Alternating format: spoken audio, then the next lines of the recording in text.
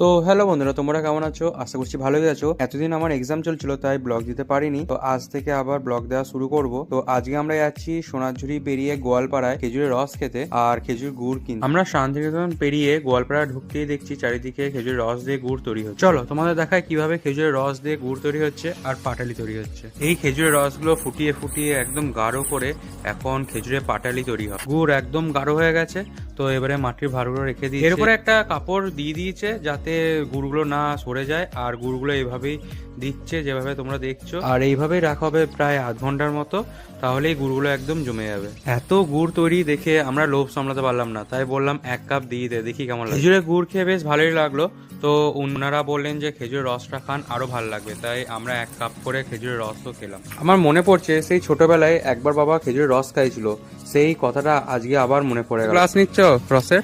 15 টাকা গ্লাস। আর গুড়ের? পুরো 170